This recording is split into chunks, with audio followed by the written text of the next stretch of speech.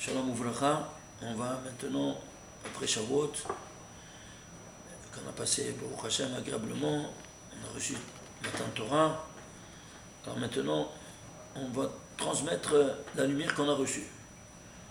Et c'est pas pour rien qu'on va lire sur la parashat Be'alotra, l'allumage de la Menorah. C'est-à-dire quoi? Il y a 4 versets, les premiers 4 versets de la parasha qui parlera de l'allumage de la Menorah. On se demande pourquoi, hein, ça c'est le dernier acte du grand jour fastueux de l'inauguration du sanctuaire. Et c'était Parashat Naso, celle qu'on a dit avant, qui rassemblait tous les versets. 176 versets. Et voilà que cet acte-là, elle est dans une autre parasha, celle qui suit immédiatement. Et pourquoi? Elle n'a pas été ensemble. Ça racole 4 versets, c'est pas la mer à boire. Sur 176, tu ajoutes encore 4, quel est le problème? C'est pour t'enseigner que à travers la parasha de Be'alotra, qui est la 36e, l'allumage de la Menorah, ça fait allusion aux 36 lumières de la fête des Lumières. Alors 36 parachutes, chaque parachat c'est une lumière de Hanouka. Donc c'est la parade de lumière. Bon, ceci étant dit, alors on va centraliser notre attention sur ces 4 premiers versets. Ces 4 versets sont rédigés en 196 lettres. 196 lettres. Pourquoi 196 lettres?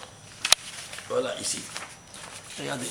196 lettres. Parce que c'est 4 fois 49. Et ici, il y a 4 psukim. Alors, ici, on va voir pourquoi 4 fois 49. Vous savez pourquoi 4 fois 49? Parce que, ici, si nous prenons le verset d'ouverture, Vaidaber Hashem Moshe les morts. On a dit que ce verset, il est employé quand Dieu transmet à Moshe Rabbeinu un secret, des 70 de la Torah. D'ailleurs, on avait dit l'autre fois qu'il y avait 70 fois ce verset. Pour te dire, chaque fois qu'il donne, il dévoile un verset, il dévoile un secret. Alors, quel est le secret ici? Eh bien, c'est un très grand secret. Lequel? Bien, regarde quel est-il. Celui-ci, c'est le... Voilà. Ça, c'est photocopié de la colonne de la Torah. Celui-ci, Vadavar Moshe les morts, le 49e des 70 qui sont dans toute la Torah. Pourquoi 49? Parce que c'est 7 fois 7. Et pourquoi 7 fois 7? Parce qu'ici, c'est l'allumage des 7 lumières. Et pourquoi 7 au carré? Parce que cette lumière, elle est, quand tu l'allumes, elle est en parallèle des 7 lumières de la Menorah céleste. Parce qu'il y a le Beit Mikdash Shel Mala, le Beit Mikdash Shel Mata. Il y a le sanctuaire céleste, le sanctuaire terrestre. Ce que tu vis ici en bas, ça a une répercussion en haut. Et quelle est donc la Menorah céleste? Alors il y a 7 fois 7, la conjugue 7 fois 7, 49. chez moi. Alors ici tu as 49e verset. Ici il y a 4 fois 49 lettres. Pourquoi? Parce qu'il y a 5 mondes, on a dit. Vous savez, il y a 5 mondes. Alors, le premier 49, c'est quoi? C'est le verset en question. Et puis, il y a 4 fois le 1,49 parmi les 70. Et puis, il y a 4 fois 49 lettres. Pourquoi? Parce que ça nous est donné les 4 mondes métaphysiques, Atzilut, Biriya, Yetzira, Asiya, animés par Yud, Ke, Vav, Ke. Seulement ceux-là, on les étudie. Il va nous dévoiler maintenant ce secret sur le 5e monde. Eh bien, voyons un peu de quoi il s'agit, quel secret. Bien, Rabbi Shimon Bar Yochai, et il écrit dans le Zohar, il te dit, il commence Parashat Be'alotra, le début du Zohar de Parashat Be'alotra. Il te dit, Rabbi Yehuda, il ouvre avec une passou de Tehillim, 19e chapitre, 6e verset. Quel rapport ça avec la Menorah? C'est-à-dire, je traduis, voilà que le Hatan, il est sorti de sa roupa, avec sa mariée. Qu'est-ce que ça sera? Quel rapport sera avec ça? Ni tête ni queue, on ne comprend pas. Hein? Qu'est-ce que ça peut comprendre? Viens Rabbi Shimon Bar Yochai dans cette paracha de Barlotra. Et il nous dit, dans le Zohar, page 152, il te dit, Tipshim de Alma, les idiots de ce monde, Mistaklin Ella Behu Lebusha. Ils ne regardent que par le récit de matériel qui te dit, tu allumes la menorah. Ce sont des Tipshim, ils s'appellent. Le pshat, en fait. Ce sont les mêmes lettres. Tipesh, Peshat, ce sont les mêmes lettres. Ouais. Incroyable. Pour te dire quoi? Si toi tu veux te limiter à ce récit d'allumage simplement de la menorah, alors regarde comment il l'appelle. Et tu dis, si la personne, elle croit que la Torah vient nous raconter des histoires d'allumage, des histoires sujet avec celle-là, hein, Tiparuro. Et il dit que ça dit Tiparuro, que son âme quitte son corps et qu'il meurt. Comme c'est et qu'il meurt. En deux mots, qu'il crève. Tu te rends compte? C'est très violent. C'est super violent comme 3 mots. Tiparuro Yamut. Que son âme quitte son corps et qu'il meurt. S'il dit une chose pareille que tous les récits, pas seulement celui-ci. Et maintenant, il le dit ici dans cette paracha, parce que ici, c'est flagrant. Quoi donc? On ne comprend pas c'est quoi. Alors, on va tout de suite voir ici de quoi il s'agit. Regardez s'il vous plaît ici. Un parallélisme entre la menorah et l'homme. 18 éphares, la menorah. 18 éphares, la hauteur d'un homme. Ici, qu'est-ce qu'on a? On a 7 lumières, on a 7 orifices à la tête de l'homme. 6 symétriques et 1 central. Ici, 6 symétriques, 6 lumières symétriques en centrale, 6 orifices symétriques et 1 central. Le nerf thamid, il s'éteignait jamais, par miracle. C'est comme la bouche, pète, jusqu'à 120 ans, il s'éteint jamais de parler. Ici, qu'est-ce qu'on a? On a qu'elle était mikshachat, d'une seule pièce. L'homme aussi doit être d'une seule pièce. Comment d'une seule pièce? Parce que lui, il agit dans 3 niveaux. Pensée, parole, action. Il doit dire ce qu'il pense et faire ce qu'il dit. Seulement, on dit pas ce qu'on pense, on fait pas ce qu'on dit. Alors, et tu comprends que tu ne peux pas être le porteur de la lumière divine sur le monde. Tu es le porte-parole de Dieu. Alors, ce porte-parole de Dieu, cette lumière-là qui contient dans la Torah, tu dois être cohérent. Et donc, menorah ambulante. Ah, où est la femme? La femme, eh bien la femme, c'est le 19e téphar. C'est la lumière, c'est le feu. D'ailleurs, comment on dit le feu en hébreu? Esh. Eh bien, Esh, c'est 301, menorah 301. Tu vois? Esh, c'est 301, menorah 301. Même chose. Tu as un parallélisme. Et donc, qui c'est ce feu-là? Ce feu au féminin, tu mets la forme du féminin, c'est He, ça fait Isha. La preuve que toutes les femmes proviennent de Chava. Chava, c'est 19, le 19e téphar.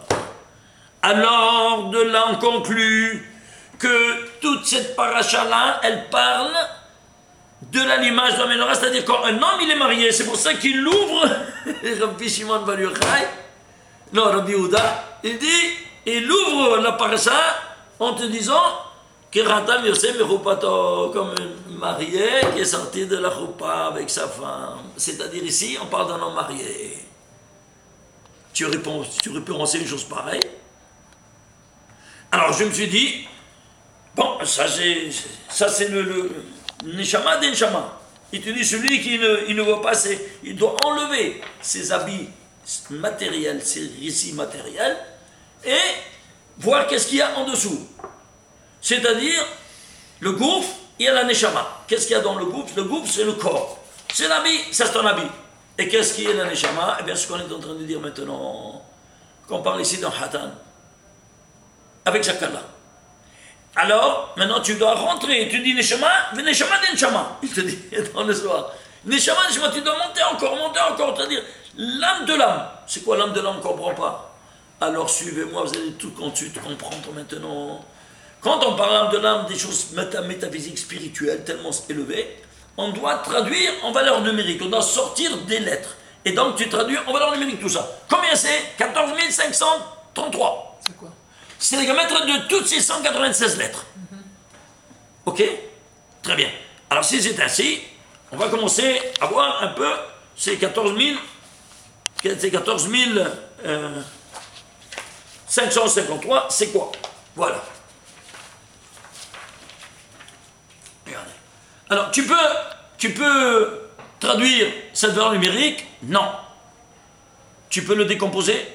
Tu dois le diviser. Il en a l'élène, d'où dit Rabbi Shimon ben Yochai, c'est-à-dire un sur l'autre.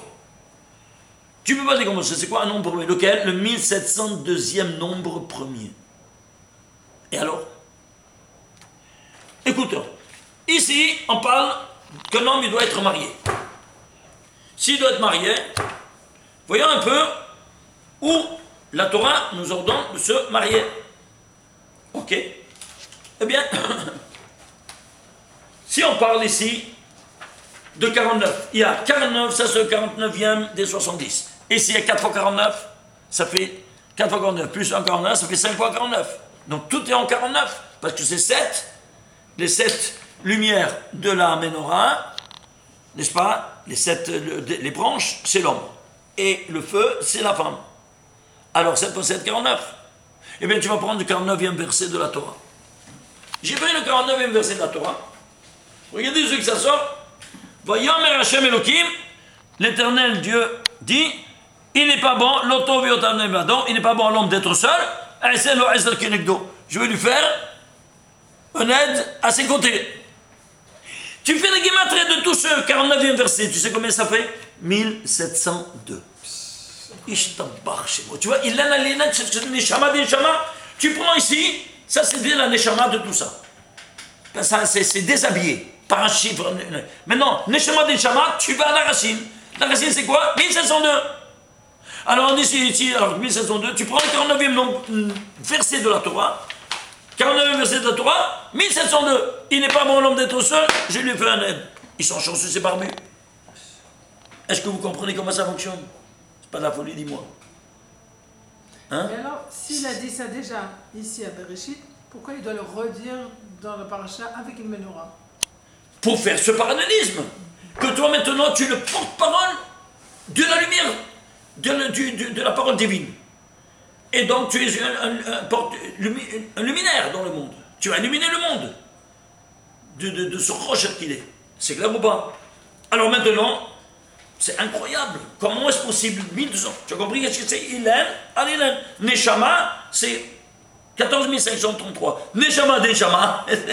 Tu vas aller et tu vois chronologiquement lequel ils sont mauvais. 1702. Incroyable, hein? Donc Neshama de Neshama, c'est comme Ilen à Ilen? Voilà, Ilen à Ilen. Un plus l'autre, alors tu vas en décomposant plus les valeurs numériques. Alors maintenant, si c'est entendu, tu vas faire Neshama, Neshama encore même de 1702. Voyons un peu. Alors, tu le décomposes, regarde ici. Tu vois, 2 par 23 par 37. Alors, 23, c'est le 10e nombre premier. 10, c'est 2 fois 5. 5, c'est 4. 4, c'est 2 en puissance 2. 37, c'est le 13e nombre premier. 13, c'est le 7e nombre premier. 7, c'est le 5e nombre. 5, c'est 4. Total, ça te fait 2 en puissance 6. 2 en puissance 6, c'est quoi la dualité? Est peignée en 6 dimensions. 6 jours. 2 par 2 par 2 par 2 par 2 par 2, ça te fait combien? 64, Gematria, Adam, Chava. C'est QFD, ce qu'il fallait démontrer. Regarde, Neshama, Denshama, Denshama. Ils sont chanceux, c'est pas vu. Incroyable. Et qu'est-ce qu'il nous dit, Rabbi Shimon? Il te dit rien de tout ça. Il te dit Neshama, Denshama. Tu dois faire le Neshama, et l'Neshama, Denshama est rentré. Vous comprenez maintenant comment ça fonctionne? Alors maintenant, ici, on va prendre combien de fois le mot menorah? Le menorah, on l'a vu, il y a ici 4 fois. Vous voyez, c'est mieux en relief. 1, 2, 3, 4. Il y a 2 fois menorah avec vav et 2 fois sans vav. Pourquoi?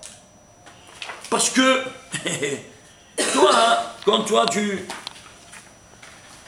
il y a 4 mondes métaphysiques que toi tu étudies, n'est-ce pas? Alors, du bas vers le haut.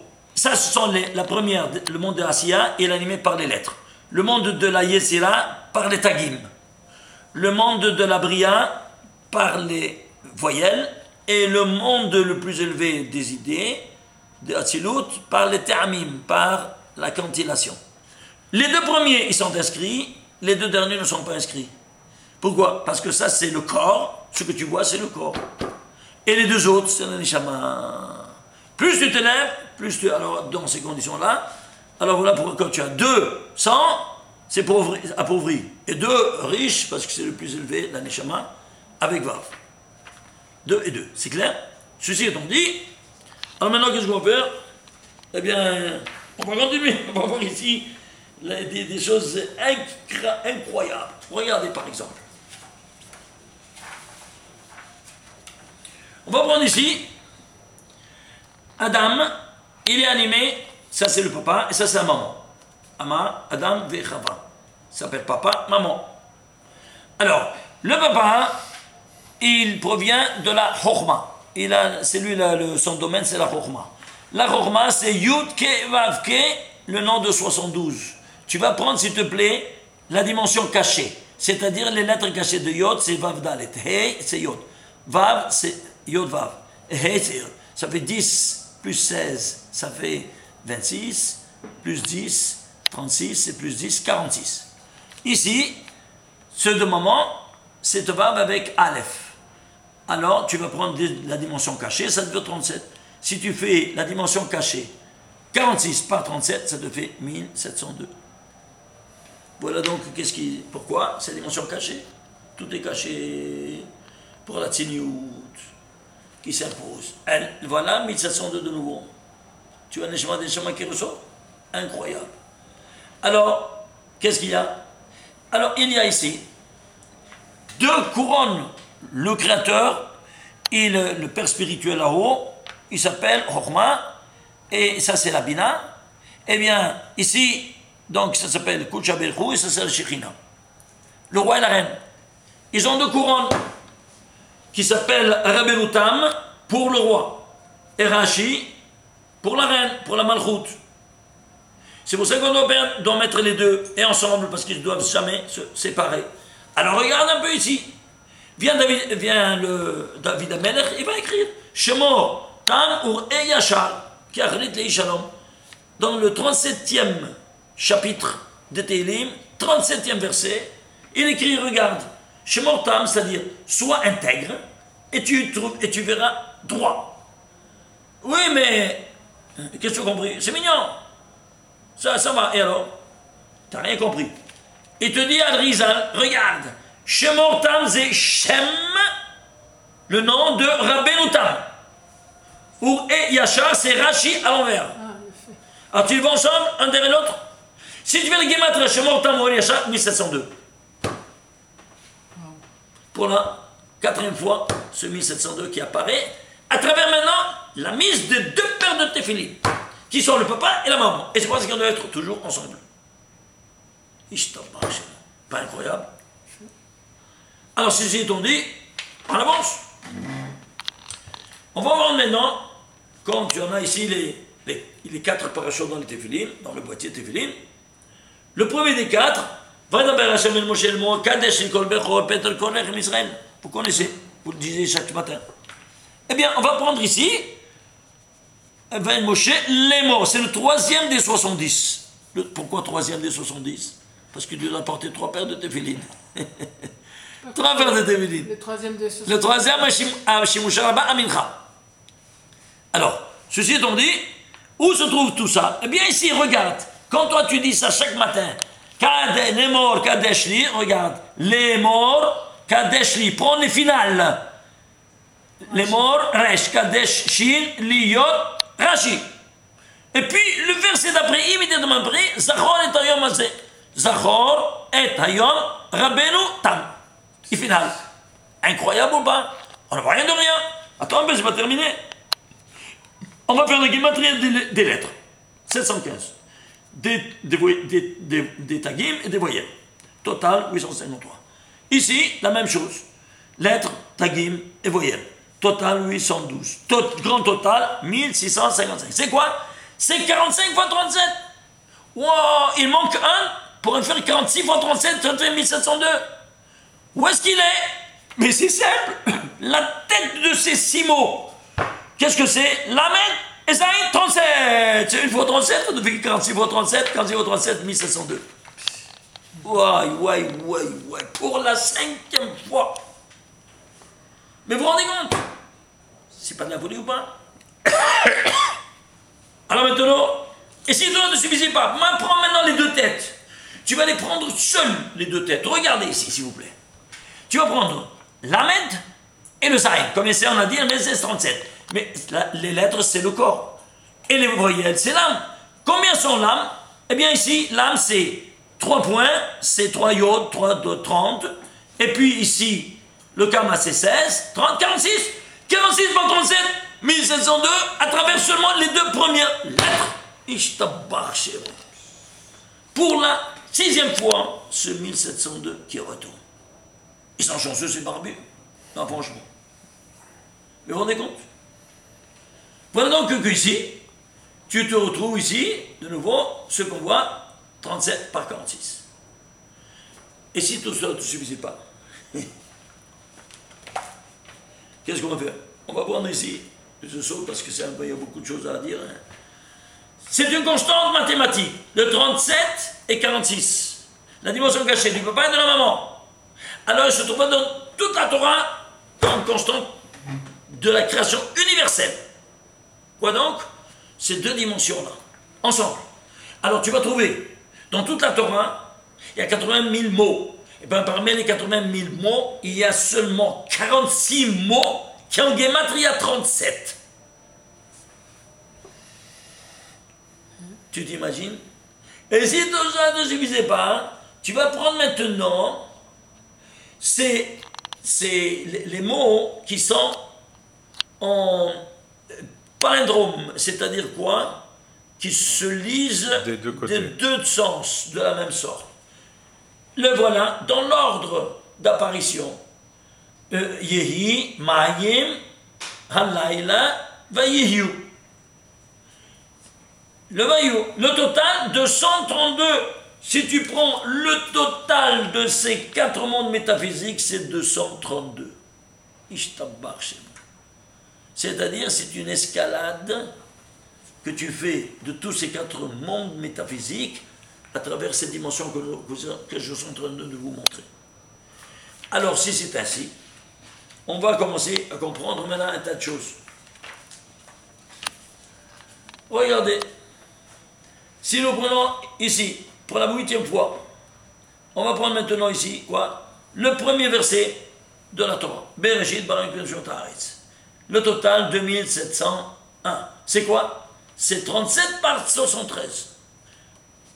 37, 73, c'est Chokhmah. Et 37, c'est l'inverse de 73. Incroyable. Vous voyez ça l'un face à l'autre. Et pourquoi? Alors ici, il faut voir un peu, de rentrer dans le... Regardez, ici. On a dit que le papa, c'est 113. Et la maman, c'est 37. Alors c'est pour ça que 73 par 37, ça te fait combien de 2701. Maintenant, on va voir qu'est-ce que ça fait cette dimension-là. Neshama, Dinshama. 73, c'est le nombre premier, le 22e nombre premier. Et 37, c'est le 13e nombre premier. Si tu fais 13 par 22, ça combien ça te fait? 286. On a pris ici le Neshama, Dinshama. Et pourquoi tu fais une multiplication? Parce que c'est la première mitzvah de la Torah. Multipliez-vous, Pérou. Et combien c'est 286? La Gematria de Pérou. Je t'embarque. Mais vous rendez compte, chose pareille. Attends un peu. La première mitzvah, elle est à la tête des 613? Oui. Eh bien, c'est comme si tu fais toutes les 613 mitzvot. Tu veux voir? Regarde. Tu écris Pérou en entier. P-Aleph. P-Aleph. Resh Yuchim. Vav Yudva. Total 613. Wow. Et d'où ça vient tout ça? Du papa? Oui, du papa. Alors tu prends Chokhmah, qui est 73. 73, tu écris en entier. Chokhmah, Het, Chav, Mem, Hey. Vous voyez ça? Faites le total. 613. Je suis en train de vous montrer des choses qui sont une bombe atomique. Dites-moi si quelqu'un qui étudie va le champ, regardez tout ce qu'il rate. Regardez-moi ça. Pourquoi il appelle ici Tipshin de Alma, les idiots du monde? Pourquoi? Parce qu'il se lie au Pshat. Tu pêches Pshat. Ce sont les mêmes lettres dans un autre ordre. Rabbi Shimon Bar Yochai dit ça. C'est-à-dire quoi? Regarde ce que tu rates. Quand tu es lié simplement à la lecture de... Tu as allumé la menorah. Est-ce que vous voyez ça avec tout ce qu'on vient de voir? C'est la folie. Alors ceci étant dit, on va voir maintenant... Regardez, c'est incroyable. On continue. On va prendre ici de 1702, on va ajouter maintenant les 3 paires de Tefillin. Quels sont, comment ça s'appelle? Totafot. Pourquoi Totafot? Comment s'écrit Totafot? Tête, patte. C'est quoi tête? 9. Pourquoi 2 têtes? Parce que c'est papa et maman, ils sont ensemble. Alors c'est pour ça qu'ils s'appellent Totafot, parce qu'ils doivent être ensemble. Même quand tu les mets sur la tête ou dans la main. Alors si tu vois, by definition, ils doivent être ensemble. Alors c'est pour ça que, sinon ça ne s'appelle pas Tefillin. Le mot Tefillin n'existe pas dans toute la Torah. C'est venu par la suite comme ça, comme ça. Mais ce n'est pas écrit dans toute la Torah. Pas une seule fois le mot Tefillin. D'où il vient, non? Il vient de Chazal qu'ils ont ajouté pour ne pas utiliser un mot tellement sacré. Tellement chaud. Alors, pourquoi tête c'est 9? C'est quoi 9? C'est 3 au carré. C'est-à-dire quoi? C'est un cube qui est au carré de tous côtés. Vous avez compris? Et pourquoi 2? Parce que Rashi et Rabbi Natan, ils sont ensemble. Et c'est quoi Rashi et Rabbi Natan ensemble? C'est le pâte. C'est quoi? C'est la nourriture pour ton âme. Pâte. C'est la nourriture de ton âme. Pâte, c'est le pain. Ouais. Alors c'est pour ça. Alors qu'est-ce que tu vas faire? Le premier 9, c'est Rashi. Le deuxième, 9, 90, c'est en crescendo. C'est Rabbi Natan. Et le troisième, Shimouche Rabbin, qui est le plus élevé parce que ça contient tous les deux ensemble. Alors, 9 d'unités, 9 centaines. Si tu fais le total de 1702 plus 999, combien ça te fait? Regardez combien ça vous fait. Alors, ça vous fait quoi? Vous ajoutez maintenant le nom Adam, parce que c'est Adam, il est couronné par ces 3. Adam, il est couronné par ces 3 couronnes. Alors, ici c'est Adam, plus les 3 couronnes. Rashi, Rabbi Natan et Shimouche Rabbin, ça devait 1044. Et alors? Écoute, 1044, tu vas ici écrire 1044. 1000, c'est Elef. Elef, c'est Aleph. Et 44, c'est Dam. Ça fait Adam. Et d'où ça vient tout ça? Par le premier verbe créateur. Le premier verset de la Torah, il se trouve le mot Adam. Vous vous souvenez l'autre fois, pour qui n'était pas présent, bon, je vous le rappelle. Regardez ici, il y a 28 lettres. Où il est le mot Adam et Chava? On voit rien. Et pourtant, tout est inscrit là-dedans, même toi et ta femme. Comment ça? Ben écoute, il y a 28 lettres? Oui. Ben traduis 28 en lettres. C'est Kafret. Alors tu vas le prendre en entier. Ça c'est Pachout. Ensuite, ça c'est Malé. Chaf. Het, Malé. Et ensuite, Malé de Malé. Chaf, Pei, Het, Yod, Tav. Tu fais les gematria de tout ça, 1044. Tu vois 1044? C'est quoi? On a vu c'est quoi? C'est Adam. Aleph, Dam. Le voilà dans le premier verset. Et où est ta femme? Où est madame? Et quoi, tu l'as oublié? Regarde, d'où est-ce qu'elle est sortie là, ta femme? De ta côte, c'est-à-dire de chez toi. Ici, ta côte, c'est quoi? Eh bien, toi, c'est 1044. Alors, je me suis dit, ça maintenant, ça représente Adam. Alors, tu dois trouver quoi? Dans le 1044e mot de la Torah. J'ai pris le 1044e mot de la Torah. Vaikra Adam, il a appelé Adam le nom de sa femme. Hava, c'est le 1044e mot de la Torah. Ouai. Tout dans le premier verset de la Torah. Qui Haïta, parce qu'elle a été, Haïta aime la mère, Kol Haï, de toutes les créatures, Et Kol Hay, les initiales, 28, le départ. Tu vois ça? D'où on est reparti? De ce 28 là? On est dans le 1044. M Kol Hay 1044, ensemble dans le même verset. Et si tu dis, tu fais Kol en entier et Hay en entier, c'est-à-dire Chaf Lamed, Het Yod, ça te fait 68, Hayim, ça donne la vie. Ishtabach, c'est incroyable, hein? Alors, ceci étant dit, alors on se rend compte ici devant quoi on se trouve. Une paracha comme ça, c'est incroyable. Alors maintenant, s'il vous plaît, on va maintenant prendre ici, cette dimension incroyable qu'on vient de voir. On va prendre maintenant tous ces 196 lettres et on va les écrire, on va les calculer. On a déjà calculé 14 533, c'est le 1702e nombre. Mais on va ajouter maintenant les 3 niveaux, les tagim et les moyennes. Total, 18 160. 18 160. C'est quoi 18 160? Les 3 niveaux. Ben, tu le décomposes. Neshama, Denshama, Ilen, Alilen. Alors, 2 en puissance 4 par 5 par 227. 5 c'est le 4e nombre, 4 c'est 2 en puissance 2. Ici, 227 c'est le 50e nombre premier, 50 c'est 2 fois 5 au carré, 5 c'est 4 au carré, 4 au carré c'est 2 en puissance 4, total 2 en puissance 11. Vous savez ce que c'est? Dit ici dans cette même paracha, le Rabbi Shimon Bar Yochai dans le Zohar. Tu sais, nos fautes, qu'est-ce qu'ils ont fait? Ils ont séparé il y a Yod Kei, c'est le papa et la maman, qui engendrent l'enfant. Et l'enfant qui est séparé de sa femme. L'enfant, le Vav, c'est le 3e lettre du tétragramme. Et le Hei, c'est la malroute, sa femme. Et à cause de nos innombrables péchés, on les a séparés. Alors, maintenant, qu'est-ce qu'il va? Il faut les assembler, les mettre ensemble. Et la teshuva, Tashuv, hey, qu'est-ce que c'est teshuva? Tashuv, hey, tu fais revenir le hey au Vav. Alors, 6 et 5, 11, c'est la dualité de l'être en puissance 11, qui t'apporte toute cette paracha de la soi-disant de l'allumage de la menorah, comme le pshat te le dit. Mais ça n'a rien à voir avec...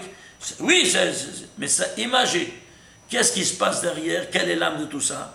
Eh bien, l'ensemble du mari et de la femme, ensemble, en puissance 11, parce qu'ils sont 6 et 5, 11, de cette dualité hétérogène. J'ai bien dit hétérogène. C'est clair? Ainsi, alors maintenant, si tout ça ne suffit pas, alors s'il te plaît maintenant, regardez quelque chose de spectaculaire. Vous allez maintenant prendre 2 en puissance 11. 2 par 2 par 2 par 2 par 2. 11 fois. Combien ça te fait? 2048. Tu sais c'est quoi 2048? Ishtabach Shemo. Eh bien, c'est la date de la naissance de Israël. Et qui c'est Israël? Eh bien, c'est le symbole de la menorah. Incroyable. Et pourquoi? Parce que lui, il était intègre. Comme la menorah était intègre. Et donc, c'est lui, l'unique qui a été élu à monter en sacrifice sur l'autel. Il faut que ce soit une offrande intègre, non? Parfaite. Il était parmi nous tous. Alors, c'est lui qui est monté. Alors, il est comparable à la menorah. C'est le symbole de Israël. C'est pour ça que Israël, c'est quoi? 208, Gematria. C'est 208, c'est combien? C'est 8 fois 26. Ce sont les 8 lumières de Hanouka qui illuminent le tétragramme divin dans le monde, à travers ce miracle. Et ce n'est pas terminé. Regardez ici. Où se trouve la première fois le nom Israël? Dans le 417e verset de la Torah. Pourquoi 417e verset de la Torah? Parce que 417, tu le traduis en lettres, c'est 7, c'est Zayin. 10, c'est Yod. Et 400, c'est Tav. Zaït. C'est quoi Zaït? Eh bien, le fruit qui donne par sa naissance l'allumage de la menorah. Mais vous vous rendez compte de toutes ces coïncidences incroyables? Et si ça n'a pas de fin, et je veux au moins terminer avec ça parce que, regardez, la paracha précédente, parachat Nassau, on a parlé de la Birkat Kohanim. Vous vous souvenez? Et donc la Birkat Kohanim, c'est la menorah céleste, comme on l'avait vu l'autre fois. Vous vous souvenez? Regardez. Yevarechecha, Hashem vishmerechayel, Hashem panav velech, vichoneka Israël, Hashem panav velech, Hashem Hashem. 3, 5, 7. La triple bénédiction sacerdotale. Vous retournez, qu'est-ce que vous voyez? Une menorah renversée. Donc c'est la menorah céleste. Qu'on avait dit que, ici, dans tout le récit de la création, que la menorah représente graphiquement, il y a une lettre qui n'a jamais été utilisée, sa mère. Et dans la confection de la menorah, également, il y avait une lettre qui n'a jamais été utilisée, c'est sa mère. Donc, le secret de la menorah, c'est la Hamida. 18 téphars, on va reconstituer chaque téphar par une bénédiction qu'on doit dire. C'est pour ça qu'avant de sortir de la Hamida, en Chazara, il faut injecter 60 lettres. 60 lettres, on a reconstitué l'intégrité de toutes les lettres qui manquaient avec cette unique lettre de 60, sa mère c'est 60. Très bien. Alors, ceci étant dit, alors on va prendre ici, s'il vous plaît, quoi? On va prendre maintenant les valeurs numériques de 2000 de la Birkat Kohanim. Oui. Et la Birkat Kohanim, vous vous souvenez l'autre point, on avait dit qu'il y a 42 lettres blanches. Oui. Alors tu vas prendre, c'est quoi? Le nom divin de 42 lettres, auteur de la création universelle. Alors, combien ça vaut? 3702. Anna Bekoa, Gedoa, Temet, etc. Les indices. Voilà, cette 42 lettres valent 3701. Total, 6419 Birkat Kohanim. 6419, Ilan al-Ilan, Neshama d'Neshama. C'est 7 au carré par 131. Waouh, 7 au carré par 131, c'est quoi? C'est 49 de nouveau. Par 131, c'est quoi 131? Eh bien, c'est la guématre de l'ange de la mort, entre autres. Que toi, tu égorges à travers la Birkat Kohanim. La puissance inépuisable de cette Birkat Kohanim n'est pas une idée. De neutraliser toutes les couronnes de la Touma, en chef, le nom de l'ange de la mort. Et si toi tu ne dis pas, tu vas à la racine, ça c'est le 5e nombre premier, ça c'est le 33e nombre premier. C'est quoi 33e nombre premier? 33, c'est le nom de lumière.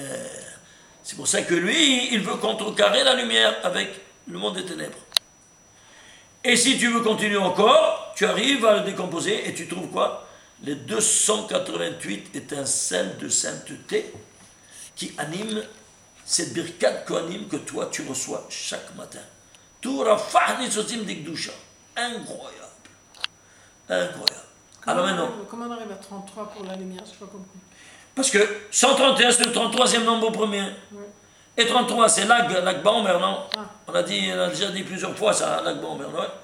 Alors, ici, quel est le secret? Quel est le secret dans le Birkat Kohanim? C'est le 48e. Pourquoi 48e? L'autre c'est 49e. Donc ça c'est 48e en haut. Et ça c'est 49e. Vous voyez un qui se juste oppose à l'autre. Mais une minute. Où est-ce qu'il se trouve? Combien de distance il y a entre l'un et l'autre? Ishtambar chez nous. Alors regardez. Ça c'est la menorah céleste ici. Et ça c'est la menorah terrestre en bas. Vous voyez, n'est-ce pas? Combien on allume. Alors on va voir combien de distance il y a entre la dernière lettre et la première lettre, la dernière lettre de Birkat Kohanim et la première lettre. J'ai calculé, regardez ce que c'est spectaculaire. Approchez-vous, regardez. Il y a 4143 lettres d'intervalle entre cette lettre, le même de Shalom, et le Vav de Vaidaber. C'est clair? 4143, je ne sais pas c'est quoi. S'il te plaît, vas-y. Ilan al-Ilan, Neshama, la Neshama, si tu le décomposes, ça fait 3 fois 1381. Neshama d'Neshama, et c'est quoi ça? Un nombre premier. Lequel? Le 222e nombre premier. Donc 3, c'est la base. 3 fois 222, je ne sais pas c'est quoi 222. Traduis en lettres, s'il te plaît. 200, Resh, 20, Raf, 2, Bet, Barer, l'ordre béni. 3 fois, pourquoi 3 fois? Parce que c'est une triple bénédiction sacerdotale. Autrement dit, d'ici à là, qu'est-ce qu'il y a? Il y a un nombre de lettres qui te dit exactement le rapport qu'il y a entre la menorah céleste et la menorah terrestre, à travers quoi les bénédictions la plus élevée que le Créateur a pu donner à l'homme et les parents qui donnent à leurs enfants. Et vous vous rendez compte? Dites-moi, est-ce qu'un homme il peut écrire un précis pareil, n'importe quoi de la Torah, en tenant compte parmi des milliards de paramètres, également ce qu'on vient de voir. Il y a tellement d'autres choses à vous montrer, mais c'est suffisant ça pour vous dire, d'essayer de voir un peu, d'étudier vous aussi également le sod, parce que c'est dommage. Celui qui n'étudie pas le sod, il appelle Tipesh. Que Dieu vous bénisse et vous protège, vous et vos enfants, et Bezrat Hashem, Shekabel, Bnei Mashiach, Titzkenu b'mehera b'yameinu, Amen ve'amen, Shabbat, Shalom u'mevorach. Amen.